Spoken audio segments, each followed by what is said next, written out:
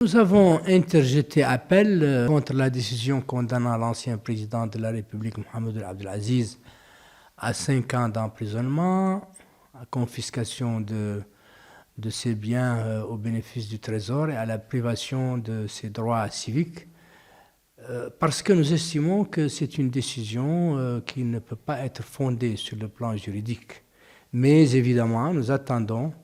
de prendre connaissance de l'intégralité du jugement,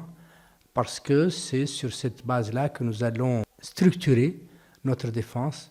et articuler les moyens de droit dont nous disposons en fonction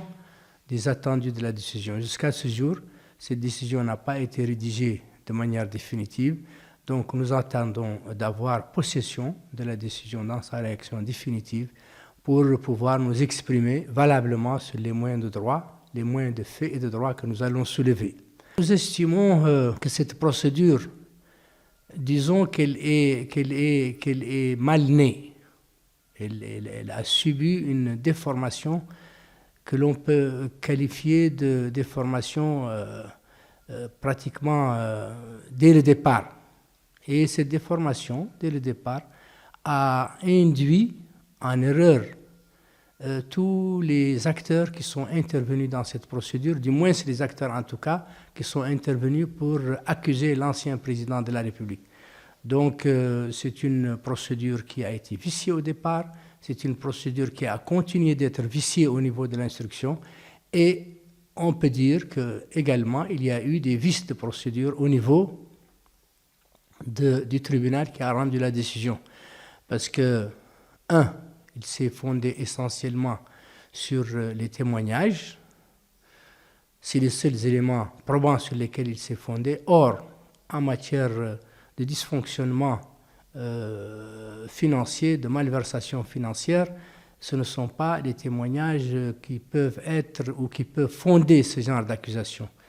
Il doit y avoir des rapports qui sont faits par l'inspection générale des finances ou par les organes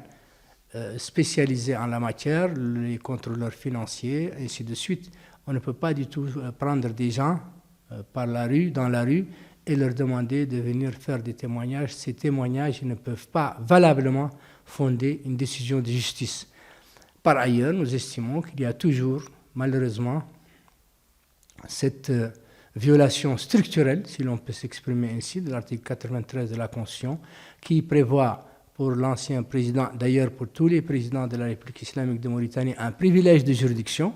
ce qui veut dire qu'ils ne peuvent être jugés que par la Haute Cour de justice et qui définit la seule cause et l'unique cause pour laquelle ils peuvent être jugés, qui est la haute trahison. Toutes ces conditions ne sont pas remplies. Nous estimons donc qu'il y a effectivement des vices, d'abord des vices substantiels, la violation de l'article 93, des vices également substantiels, le fait de se fonder sur des témoignages qui n'ont aucune valeur probante, et évidemment, en dehors de cela, il y a d'autres vices sur lesquels on pourrait s'étendre à loisir, mais en tout cas, pour le moment, nous attendons de lire,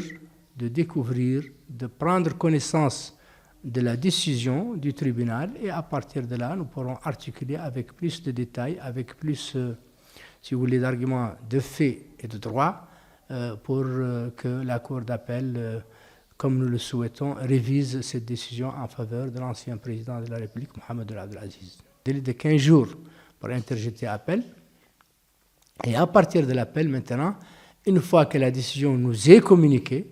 parce qu'il faut qu'elle nous soit communiquée et que cette communication se fasse de manière par la voie du greffe, à partir de ce moment-là, nous avons un autre délai pour poser, pour, si vous voulez, présenter un mémoire ampliatif, comme on l'appelle, c'est-à-dire un mémoire qui est détaillé, dans lequel nous détaillons tous les moyens de fait et de droit que nous entendons soulever pour annuler la décision intervenue.